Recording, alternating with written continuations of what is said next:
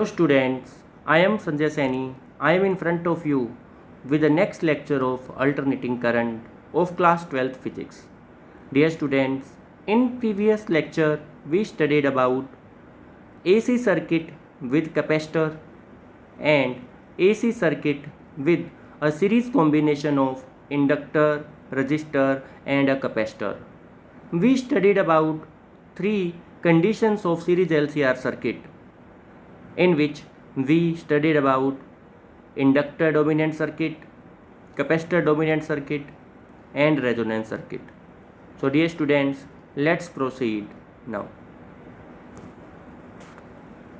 Okay, let's have a fast revision of previous topic, AC circuit with inductor, capacitor and resistor in series combination. Suppose these are three components and connected to an AC voltage source this. Let the applied voltage is E equals E naught sin omega t. Now students, जब ये तीनों components एक ही voltage source से हमने connect कर दिए और ये तीनों कंपोनेंट्स सीरीज़ में हैं, तो आपको याद होगा सीरीज़ में जितने भी कंपोनेंट्स होते हैं सब में इक्वल करंट फ्लो करता है। तो इन तीनों ही कंपोनेंट्स के अंदर इक्वल करंट फ्लो करने वाला है। मान लिया ये इक्वल करंट फ्लो करेगा I। अब देखिए, जब इन तीनों में इक्वल करंट फ्लो करेगा मतलब यही करंट इस इंडक्टर में से होते हुए पास होगा, फिर कैपेसिटर में से पास होगा और फिर रेजिस्टेंस में से पास होगा ये करंट। तो ये तीनों ही करंट को कुछ ना कुछ ओपोजिशन ऑफर करेंगे। ये तीनों ही नहीं चाहते कि इनके अंदर करंट फ्लो करे, ये करंट के फ्लो को ओपोज करेंगे। अब ये ओपोज जब करेंगे तो इनकी और इनमें करंट फ्लो करेगा, तो इन तीनों के एंड्स के अक्रॉस ही कुछ ना कुछ वोल्टेज डेवलप हो जाएगी।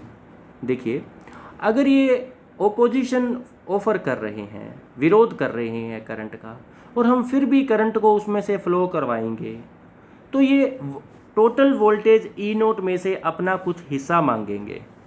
मतलब हमने अगर ई वोल्टेज लगाई है, उसकी वजह से करंट आई फ्लो कर रहा है, तो ये अपना अपना हिस्सा इस वोल्टेज से मांगेंगे कि मुझे इस वोल्टेज का कुछ पार्ट दो। ये भी कहेगा मुझे कुछ पार्ट दो, मुझे भी कुछ पार्ट दो।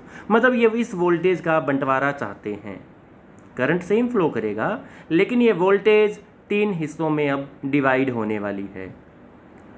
अब नॉर्मली आपने ओम्स लॉ पढ़ा होगा कि जब किसी भी एलिमेंट में करंट फ्लो करता है आई, तो उसके अक्रॉस वोल्टेज ड्रॉप हो जाती है। और वो वोल्टेज ड्रॉप का फॉर्मूला क्या होता है? V equals I R. तो तीनों ही कंपोनेंट्स ने कुछ ना कुछ ओपोजिशन ऑफर की, तीनों ही कंपोनेंट्स के अंदर करंट फ्लो किया, तीनों ने कुछ ना कुछ वोल्टेज अपने अक्रॉस डेवलप कर ली। और ये वोल्टेज उतनी ही ज़्यादा थी जितना ज़्यादा इनका ओपोजिशन था। मतलब जो जितना ज़्यादा विरोध करेगा उसको उतना ही ज़्यादा वोल्टेज मिलेगी। आपने सुना ही होगा, जिसकी लाठी उसकी भैंस। तो जिसने जितना ज़्यादा ओपोजिशन ऑफर किया उसको उतनी ज़्यादा वोल्टेज मिल गई। तो अभी देखते हैं किसको कितनी वोल्टेज मिली। करंट तो सेम है, तो जितनी ज़्यादा रुकावट ऑफर करेगा, जितनी ज़्यादा रेजिस्टेंस ऑफर करेगा, उतनी ज़्यादा वोल्टेज मिल जाएगी। इंडक्टर को कितनी वोल्टेज मिली?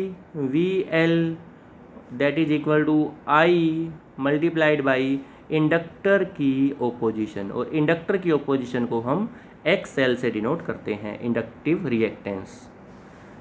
कैपेसिटर को कितनी वोल्टेज मिली? VC that is equal to current multiplied by capacitor की रिएक्टेंस, मतलब कैपेसिटर की ओपोजिशन, और उसने ऑफर की थी XC कैपेसिटिव रिएक्टेंस। और रेजिस्टेंस को कितनी वोल्टेज मिली? I मल्टीप्लाइड बाई रजिस्टर ने कितनी ओपोजिशन ऑफर की? R। अब ये तीनों वोल्टेजेस तीनों कंपोनेंट्स को मिल गई। मतलब इस वोल्टेज का तीन हिस्सों में बंटवारा हो गया। अब ये तीन हिस्सों में बंटवारा तो हो गया, लेकिन डियर स्टूडेंट्स आप ये मत सोचना कि ये टोटल वोल्टेज E जो है वो इन तीनों के सम के इक्वल है। ऐसा नहीं होता। This is not equal to VL plus VC plus VR। ये तीनों बराबर नहीं हैं। इन तीनों का सम इस E के इक्वल नहीं आएगा। ये हमेशा ही ध्यान रखना। अब अगर ये वोल्टेज तो ई लगाई थी, 3 हिस्सों के अंदर डिवाइड होगी, तो ये तीनों इक्वल, तीनों का सम ई के इक्वल क्यों नहीं आ रहा है? इसका रीज़न ये है कि ये तीनों वोल्टेजेस का जो फेज एंगल है वो डिफरेंट है। तीनों वोल्टेजेस डिफरेंट फेज एंगल की हैं। अब ये फेज एंगल का क्या चक्कर है? अभी फेजर डायग्राम आप देखिए। मान लीजिए कि इधर हमने दिखाया y एक्सिस और इधर हमने दिखा दी x एक्सिस, और x एक्सिस की तरफ मैं करंट रिप्रेजेंट कर देता हूँ। मान लीजिए कि करंट जो हमने अप्लाई किया है वो है, एक बार मान लीजिए इस तरफ, ये इतना करंट है I। इसका मतलब ये फेज़र है OA जो मैंने बनाया है, this is phasor for current. Okay, अब ये करंट तीनों में कॉमन था तो मैंने इसको कॉमन करंट को ये मान लिया। अब देखिए मैं दिखाता हूँ, रेजिस्टेंस में जो वोल्टेज ड्रॉप हुई VR, ये रिप्रेजेंट करता हूँ। बच्चों आपको याद होगा हमने एक टॉपिक पढ़ा था AC circuit with register only. तो जब रेजिस्टेंस के अंदर करंट फ्लो करता है और उसके अक्रॉस वोल्टेज ड्रॉप होती है, तो रजिस्टर के अक्रॉस वोल्टेज एंड रजिस्टर में करंट दोनों सेम फेज में होते हैं। सेम फेज का मतलब सेम एंगल पर वेरी करते हैं। जब करंट बढ़ रहा होता है तो वोल्टेज भी बढ़ रही है, करंट कम हो रहा है तो वोल्टेज भी कम हो रही है, और सेम फेज में। ऐसे कहते हैं ना, कदम से कदम मिला के चलना। जैसे आपने देखा होगा फौजी जब परेड करते हैं तो उनके कदम एक साथ चलते हैं, सबके दाएं पैर एक साथ आते हैं, फिर सबके बाएं पैर एक साथ आते हैं। तो वैसे ही करंट और रेजिस्टेंस में जो वोल्टेज होती है वो सेम फेज में होते हैं, ये कदम से कदम मिला के चलते हैं। तो मुझे रेजिस्टेंस की जो वोल्टेज होगी वो इधर ही रिप्रेजेंट करनी पड़ेगी जिस तरफ मैंने करंट को रिप्रेजेंट किया है। ये होगी अपने पास VR। ये जो इतनी लेंथ मैंने पर्पल लाइन दिखाई है ये है रेजिस्टेंस में ड्रॉप्ड वोल्टेज VR, जो करंट की तरफ ही है। चलो इसका काम हो गया। अब देखते हैं इंडक्टर की वोल्टेज किधर है। अब बच्चों इंडक्टर की जो वोल्टेज है ना वो करंट के साथ कदम से कदम नहीं मिलाती। इंडक्टर की वोल्टेज करंट से आगे चलती है, 90 डिग्री आगे चलती है। π/2 एंगल रेडियन का एंगल इंडक्टर की वोल्टेज VL का करंट से ज़्यादा होता है। मतलब किसी भी टाइम अगर करंट का फेज एंगल ω/t है तो VL का फेज एंगल ω/t प्लस π/2 होगा। मतलब वोल्टेज इसमें आगे चलती है। तो वोल्टेज किधर दिखाई जाए? अगर हमने करंट इधर दिखा दिया तो इंडक्टर की वोल्टेज मैं किधर दिखाऊं? तो इंडक्टर की वोल्टेज मुझे उससे 90 डिग्री आगे दिखानी पड़ेगी। तो इंडक्टर में वोल्टेज है, मान लीजिए ये 90 डिग्री आगे की तरफ मैंने दिखा दी, ये है VL। इस पॉइंट को कह लीजिए B, इस पॉइंट को कह लीजिए C रहने दीजिए, कुछ और कहते हैं, मान लेते हैं ये है D, ये D पॉइंट है। चलो इंडक्टर की वोल्टेज करंट से 90 डिग्री आगे हो गई, इसकी बात भी होगी। अब बात करते हैं कैपेसिटर की। कैपेसिटर को भी वोल्टेज मिली थी। अब कैपेसिटर की वोल्टेज क्या करंट के सेम फेज में है? क्या करंट से कदम मिला के चलती है? नहीं, कैपेसिटर की वोल्टेज करंट से पीछे चलती है। करंट आगे आगे, VC पीछे पीछे, और कितना एंगल पीछे? 90 डिग्री। करंट अगर इधर चल रहा है, करंट अगर इस तरफ चल रहा है I की तरफ, तो फिर OA की तरफ, तो कैपेसिटर की वोल्टेज चलती है पीछे की तरफ। मतलब अभी दिखाता हूँ, ये देखिए कैपेसिटर की वोल्टेज आएगी इधर की तरफ, ये है कैपेसिटर की वोल्टेज VC। इसे कह लीजिए पॉइंट, हम इसको पॉइंट कह लेते हैं G, OG। So dear students, we have drawn 4 phasors.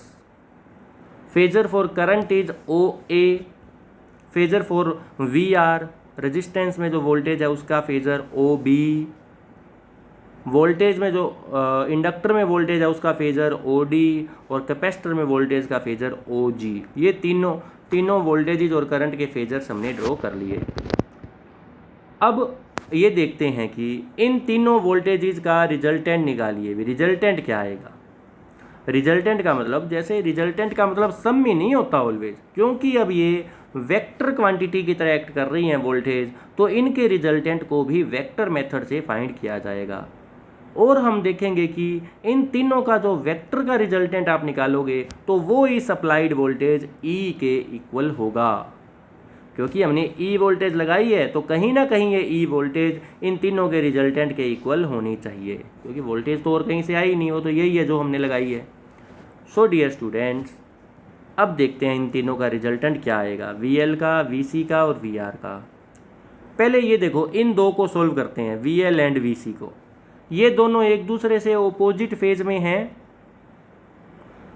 V L positive है और वी सी नेगेटिव है, तो अगर मैं इन दो का रिजल्टेंट निकालूं तो ये सिंपली सब्ट्रैक्ट ही हो जाएंगे। जैसे एग्जांपल लीजिए, वी एल है मेरे पास 50 वोल्ट प्लस का, और वी सी क्योंकि ठीक अपोजिट है, मान लीजिए वी सी है -30 वोल्ट, तो इन दो का रिजल्टेंट क्या आ गया, एक है 50 वोल्ट, एक है -30 वोल्ट। अगर इनका रिजल्टेंट निकालूंगा तो +20 आ जाएगा, क्योंकि तो ठीक अपोजिट है, और अपोजिट होने की वजह से ये दोनों एक दूसरे से सब्ट्रैक्ट हो सकते हैं।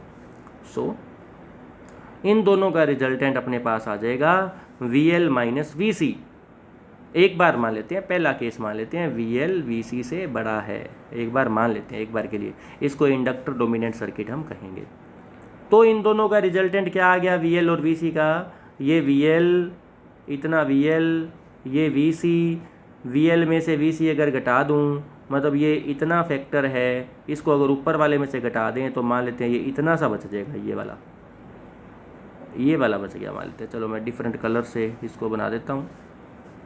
मान लेते हैं कि ये इन दोनों का रिजल्टेंट आ गया, ये ब्लैक वाला, और ये हिस्सा कितना है, ये हिस्सा है we L minus V C, ये इतना हिस्सा ब्लैक वाला।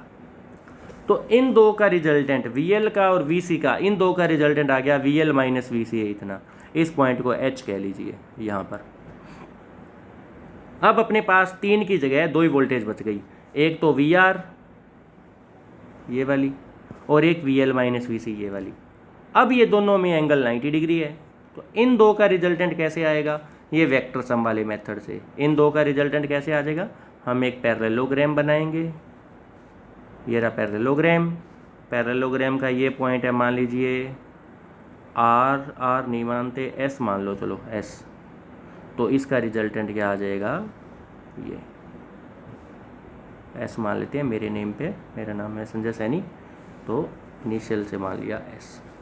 अब ये रिजल्टेंट आ गया, रिजल्टेंट वोल्टेज अपने पास, मतलब अब तीनों की नेट वोल्टेज आ गई ओ एस। ये ओ एस जो आ गई, ये तीनों की रिजल्टेंट वोल्टेज है, और इस रिजल्टेंट वोल्टेज को मैं ई कह सकता हूँ, क्योंकि रिजल्टेंट वोल्टेज तो ई के इक्वल आनी चाहिए ना, क्योंकि हमने लगाई ई है, तो रिजल्टेंट अपने पास आ जाएगी ई। अब देखिए बच्चों, ये ई किसके इक्वल है, इसको मैं लिख सकता हूँ, resultant voltage E equals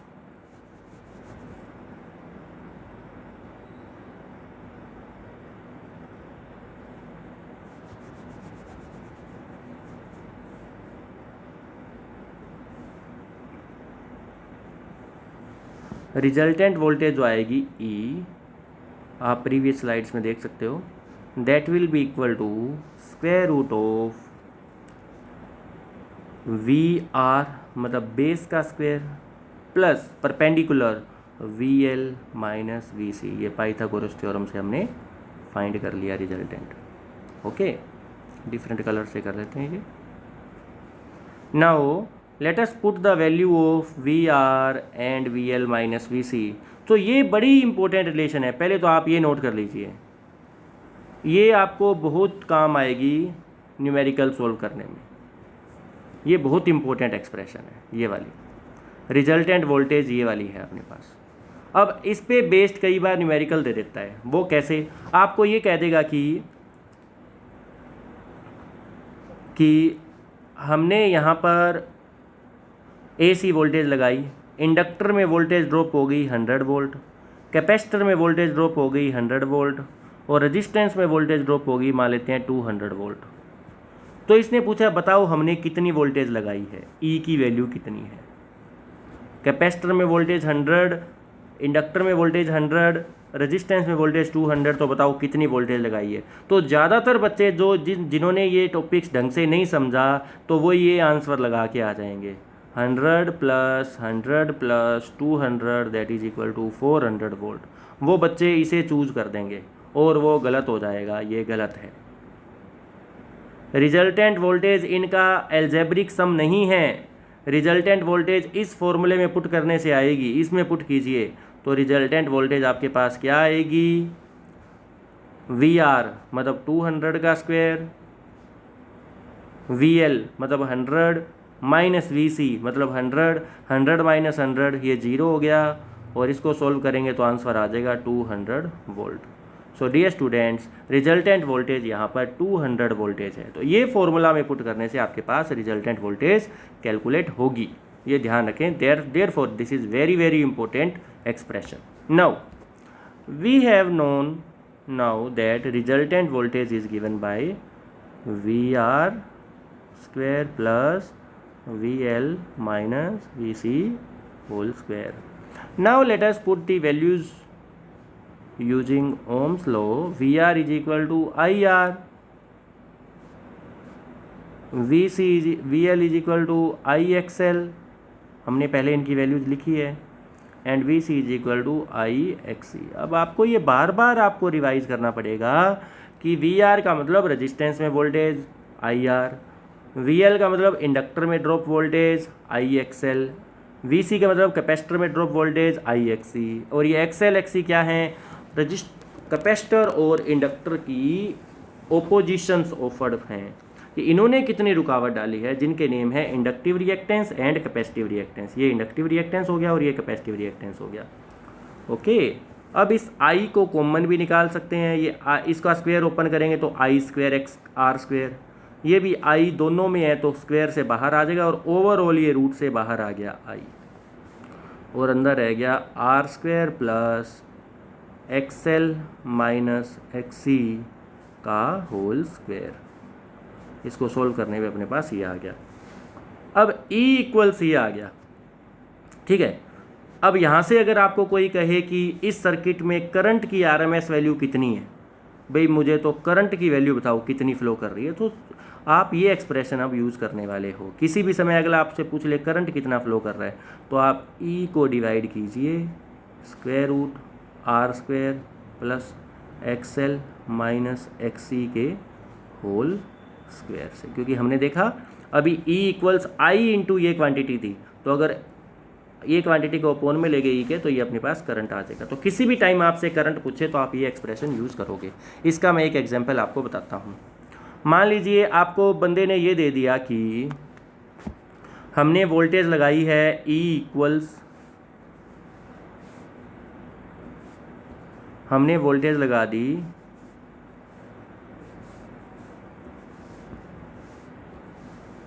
E equals 200 sign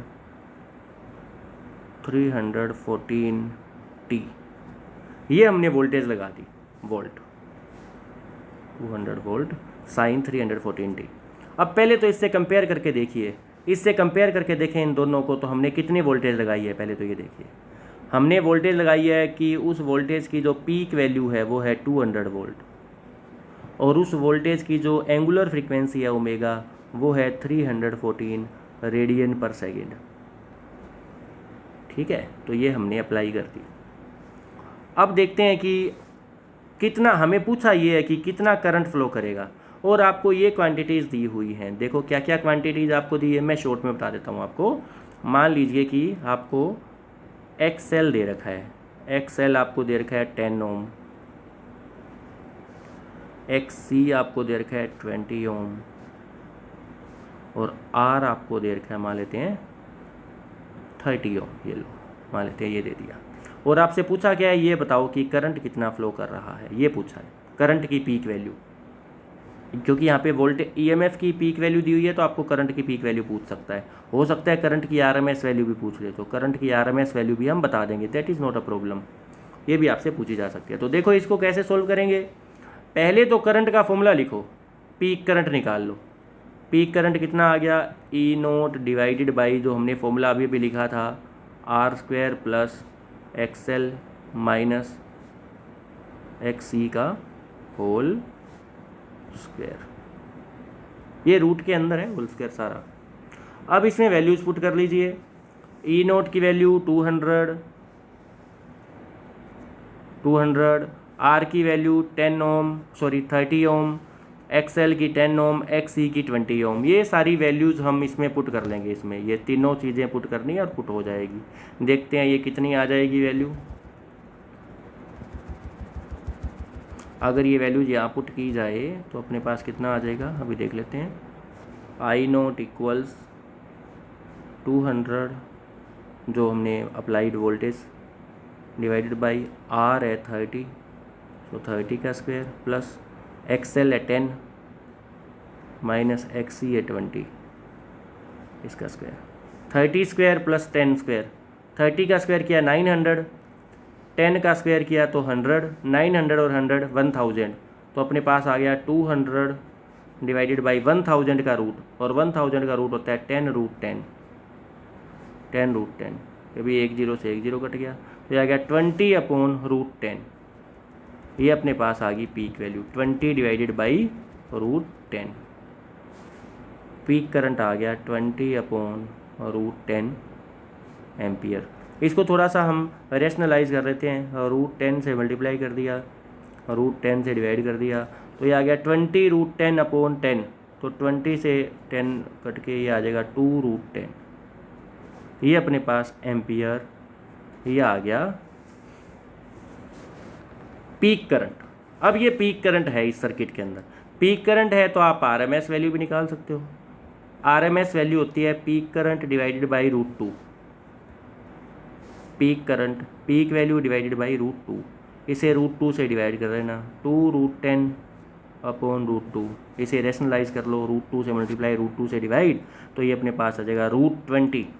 तो आंसर आ जाएगा आपके पास रूट 20। रूट 2 से मल्टीप्लाई, रूट 2 से डिवाइड करोगे, then answer will be root 20। Root 10 into root 2, तो वो आ जाएगा रूट 20। और रूट 20 को ये भी लिख सकते हैं 2 रूट 5, ये भी लिखा जा सकता है। तो ये है RMS value of current 2 root 5। ये आरएमएस वैल्यू और पीक वैल्यू थी 2 रूट 10। तो ऐसे आप निकाल सकते हो। अगर आपसे पूछे कि इसका इम्पीडेंस कितना है पूरे सर्किट का, इम्पीडेंस को हमने Z कहा था, and that is equal to R square plus XL minus X C. Impedance का मतलब इफेक्टिव ओपोजिशन, तो आप इसमें पुट करके इम्पीडेंस निकाल सकते हो। ये था 30 और ये 10 माइनस 20, ये था 10, तो ये आ जाएगा रूट 1000, तो दिस इज़ 10 रूट 10 ओम। ये है इसका इम्पीडेंस। मतलब इफेक्टिव कितनी रुकावट इसने ऑफर की है, effective impedance offered by series LCR circuit, this is 10 root 10 ohm. ऐसा नहीं कि आप तीनों को ऐड कर दो, ये दे रखा था 10 ओम, ये दे रखा था 20 ओम, और ये दे रखा था 30 ओम, और आपसे पूछे नेट ओपोजिशन ऑफर्ड, तो आप कई तीनों को ऐड करके 60 ओम कर दो, वो गलत हो जाएगा। क्योंकि इम्पीडेंस भी एक फेजर क्वांटिटी है, वेक्टर क्वांटिटी है। इनमें आर, एक्सएल और एक्ससी ये अलग अलग एंगल्स पर होते हैं। ये भी उसी एंगल्स पे हैं जिधर आपके पास VR, VC और VL है। अगर मैं इम्पीडेंसेस के फेजर डायग्राम ड्रॉ करूँ तो वो भी ऐसे आएंगे। देखिए, रजिस्टेंस का फेजर मान लिया इस तरफ, ये है रजिस्टेंस का फेजर R। इंडक्टिव रिएक्टेंस का फेजर जिधर VL था, ये है XL। और कैपेसिटिव रिएक्टेंस का फेजर जिधर VC था, ये कैपेसिटिव रिएक्टेंस का फेजर XC। अब इनका रिजल्टेंट निकालें तो XL और XC क्योंकि अपोजिट है एक दूसरे से, तो अपोजिट होने की वजह से ये तो एक दूसरे से सब्ट्रैक्ट हो जाएंगे, तो इन दोनों, ये दोनों हट जाएंगे और इन दोनों की जगह एक लग गया इतना, और वो अपने पास आ गया XL माइनस XC। अब इफेक्टिव ओपोजिशन कितनी आ गई, पैरेललोग्राम लॉ से निकालेंगे तो ये इफेक्टिव ओपोजिशन आ जाएगी इतनी, एंड इसको हम Z बोलेंगे इम्पीडेंस, और वो Z आपके सामने है, कितनी हो जाएगी R का square plus XL minus XC का स्क्वायर, ये XL माइनस XC का whole square. So Z is equal to square root of R square plus XL minus XC whole square. तो this is impedance of the circuit. यहाँ से जो impedance और resistance में angle है इसे हम फेज एंगल कहते हैं या फेज डिफरेंस कहते हैं। Phase difference between EMF and current. हमने देखा कि करंट हम ऑलवेज इधर की तरफ दिखाते हैं और ईएमएफ अपने पास इस तरफ आती है, ईएमएफ ई इस तरफ आती है। तो अप्लाइड वोल्टेज और करंट में कितना फेज डिफरेंस है फाई का, वो हम इस ट्रायंगल से कैलकुलेट कर सकते थे। And that tan phi is equal to perpendicular over base. Perpendicular था XL minus XC over base था आर, ये है। और फाई यहाँ से आप निकाल सकते हो tan को इधर ले जाके। तो फेज डिफरेंस आपके पास between E and I that is equal to tan inverse XL minus XC over R, ये है फेज डिफरेंस आपके पास। ठीक है स्टूडेंट्स, तो ये था फेज डिफरेंस, आप ऐसे कैलकुलेट कर सकते हैं। अगर आपने ईएमएफ के फेज को, ईएमएफ का अगर आपने फेज एंगल ओमेगा टी लिख रखा है, ओमेगा टी है फेज एंगल ऑफ ईएमएफ, तो करंट का फेज एंगल हमने डायग्राम में देखा करंट पीछे चल रहा है, तो करंट का फेज एंगल आएगा ओमेगा टी माइनस फाई। अगर करंट पीछे चल रहा है तो ये केस आ जाएगा, क्योंकि हमने अभी भी डायग्राम देखे, हमने डायग्राम में करंट को इधर दिखाया और ईएमएफ इधर दिखाया, ये ईएमएफ ये करंट और बीच में एंगल फाई। तो अगर ईएमएफ का फेज एंगल ओमेगा टी है तो फिर करंट का फेज एंगल तो इससे पीछे हुआ ना, फाई एंगल पीछे हुआ, तो इसके फेज एंगल को दिखाएंगे ओमेगा टी माइनस फाई। ये था पहला केस जिसमें हमने V XL greater than XC माना और हमने शुरू में ये मान लिया था V L greater than V C है। अब अगर सिचुएशन उल्टी होती, वी एल वी सी से बड़ा नहीं है, मान लीजिए सिचुएशन ये है कि V C greater than V L है, तो क्या होता? तो कोई ज़्यादा फर्क नहीं पड़ने वाला था, सिर्फ ये फ़र्क पड़ता कि जो इफेक्टिव वोल्टेज आती वो करंट से पीछे की तरफ आती, ज़्यादा फर्क नहीं था। ये ऐसे, ये था आई, ये था वी एल, मान लो इतना वी एल है, और मैं एक बार वी सी इससे बड़ा मान लेता हूँ पीछे की तरफ, ये है वी सी, मतलब ये इतना वी एल लेकिन बड़ा है वी सी। तो इन दो का अगर मैं रिजल्टेंट निकालूँ तो नीचे की तरफ आ जाएगा। सपोज कीजिए वी एल है मेरे पास 50 माइनस 50 और वी सी है मेरे पास 30 प्लस का 30, तो इन दोनों का अगर रिजल्टेंट निकालूँ माइनस 50 प्लस 30, तो ये माइनस का 20 आ जाएगा, मतलब नीचे की तरफ आ जाएगा। तो ये इतना हिस्सा बच जाएगा मान लो, और ये हिस्सा है V C minus V L. तो ये हिस्सा तो हो गया, इन दो की जगह आ गया V C minus V L, और ये था वी आर। तो अब रिजल्टेंट क्या आ गया? रिजल्टेंट वोल्टेज इन दोनों का डायगोनल, मतलब ये है अपने पास ई जो हमने लगाई है। तो अभी आपने देखा, अब करंट आगे चल रहा है और ईएमएफ पीछे है। सो डियर स्टूडेंट्स, अगर सर्किट में कैपेसिटर डोमिनेंट है, it is a capacitor dominant circuit, then EMF lags behind the voltage, EMF lags behind the current by angle phi. इस तब ईएमएफ पीछे चल रही होगी, करंट आगे चल रहा होगा, क्योंकि उस केस के अंदर वी सी बड़ा होगा, वी एल छोटा होगा, तो रिजल्टेंट नीचे की तरफ आएगा। रिजल्टेंट नीचे आने का मतलब करंट से पीछे की तरफ आएगा। तो उस केस में अगर आपने ईएमएफ का फेज एंगल ओमेगा टी लिख रखा है, तो करंट का phase angle omega t plus phi लिखना पड़ेगा, ओमेगा टी वाले से थोड़ा ज़्यादा, ओमेगा टी प्लस फाई लिखना होगा आपको, ठीक है। और रिजल्टेंट तो वही आने वाली है, रिजल्टेंट की वैल्यू क्या आएगी? That is equal to V R का square plus V C minus V L का स्क्वायर, ये आ जाएगा। मैग्नीट्यूड पे कोई फ़र्क नहीं पड़ेगा, चाहे V L minus V C लिखो, चाहे V C minus V L लिखो, वो सेम ही आने वाला है, क्योंकि ये तो होल स्क्वायर के अंदर पॉजिटिव हो ही जानी है ये चीज़। सो ये आपके पास हो जाएगा रिजल्टेंट वोल्टेज।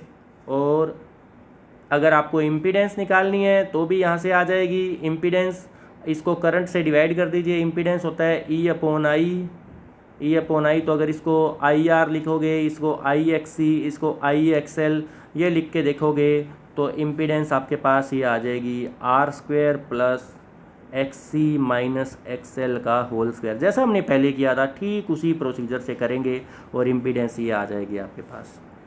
और अगर आप इम्पीडेंस का फेजर डायग्राम बनाओ, मतलब अगर आप रेजिस्टेंस एक्स सी एक्स एल का फेजर डायग्राम बनाओ, तो ऐसा आ जाएगा। इस तरफ रेजिस्टेंस, मान लो ये फेजर है रेजिस्टेंस का आर, ये फेजर है इंडक्टर का XL और XC मैं बड़ा मान लेता हूँ, ये यहाँ तक। ये फेजर है कैपेसिटर का XC। तो अब क्योंकि XC बड़ा है XL से, तो मेरे पास क्या हो जाएगा, इन दोनों का रिजल्टेंट ये इतना आ गया मान लीजिए, ये इतना, और ये इतना है XC माइनस XL। अब रिजल्टेंट क्या आ जाएगा, ये, और ये आ जाएगा Z इम्पीडेंस। सो ये है इम्पीडेंस रिजल्टेंट, ये है R और ये है XC माइनस XL। तो पाइथागोरस से आप देख सकते हो Z equal square root of R square plus XC minus XL का होल स्क्वायर, और ये एंगल फाई। और ये जो ट्रायंगल आपके पास बन गई, ये देखो मैं अलग कलर से बना के दिखाता हूँ, ये जो ट्रायंगल बन गई, इस ट्रायंगल को इम्पीडेंस ट्रायंगल कहते हैं। This right angle triangle is known as impedance triangle. Okay students, तो यहाँ तक मैंने आपको फिर से रिवाइज करवाया। अब तीसरी सिचुएशन एक और है। तीसरी सिचुएशन है कि अगर इंडक्टर में जो वोल्टेज और कैपेसिटर में वोल्टेज है ये दोनों बराबर हो जाएं, ये दोनों इक्वल हो जाएं, अब क्या होगा, दोनों क्या मैग्नीट्यूड इक्वल आ जाए। VR का कोई इश्यू नहीं है, ये कम ज़्यादा हो जाए कोई चक्कर नहीं। लेकिन अगर ये दोनों बराबर हो जाएं तो ना ही तो कैपेसिटर का इफेक्ट ज़्यादा, ना ही इंडक्टर का इफेक्ट ज़्यादा, ये दोनों के प्रभाव बराबर हैं। उस सिचुएशन को कहते हैं रेजोनेंट LCR सर्किट।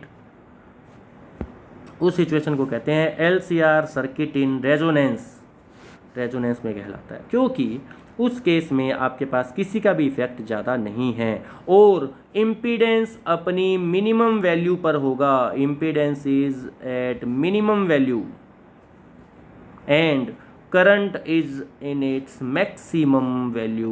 करंट की मैक्सिमम वैल्यू होगी, क्योंकि जब रुकावट ही मिनिमम है तो करंट अपने आप अपनी मैक्सिमम वैल्यू के ऊपर होगा। और फेज डिफरेंस 0 होगा between current end voltage. Impedance अपनी मिनिमम वैल्यू पे कितना होगा, ओनली R। इम्पीडेंस इतना कम हो जाएगा कि XL और XC का तो इफेक्ट ही खत्म हो गया। इंडक्टिव रिएक्टेंस और कैपेसिटिव रिएक्टेंस के तो इफेक्ट ही खत्म हो चुके होंगे। इम्पीडेंस केवल और केवल R पे डिपेंड कर रहा होगा, रेजिस्टेंस पे, और ये सर्किट एक प्योर रजिस्टिव सर्किट की तरह काम करने लग जाएगा। हालांकि इस सर्किट के अंदर इंडक्टर, कैपेसिटर, रेजिस्टेंस तीनों हैं, लेकिन ओवरऑल इंडक्टर और कैपेसिटर के प्रभाव खत्म हो चुके हैं और ये ऐसे बिहेव करेगा जैसे कि एक प्योर रजिस्टिव सर्किट हो। जैसा प्योर रजिस्टिव सर्किट के अंदर फेज डिफरेंस 0 होता है ना, क्योंकि करंट और वोल्टेज सेम फेज में होते हैं, वैसे इसमें भी फेज डिफरेंस 0 हो जाएगा। इसका इम्पीडेंस R के इक्वल आ जाएगा, VL और VC बराबर हो जाएंगे एंड इफेक्टिव जो वोल्टेज है E ये केवल VR के इक्वल आ जाएगी, क्योंकि इंडक्टर और कैपेसिटर के तो इफेक्ट खत्म ही हो चुके हैं।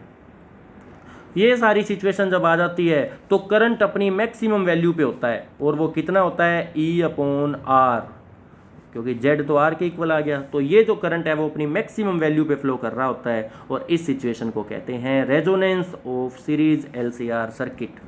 ये हमने स्टडी किए थे।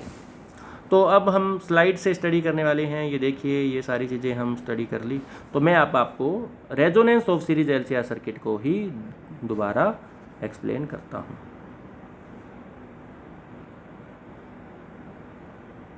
ये देखो, ये सिचुएशन, अगर XL इक्वल्स XC हो जाए, मतलब इंडक्टर रिएक्टेंस और कैपेसिटिव रिएक्टेंस इक्वल हो जाए, मतलब L ओमेगा 1/C ओमेगा के इक्वल हो जाए, तो उस सिचुएशन में tan phi इक्वल्स टू 0 अपने पास हो जाता है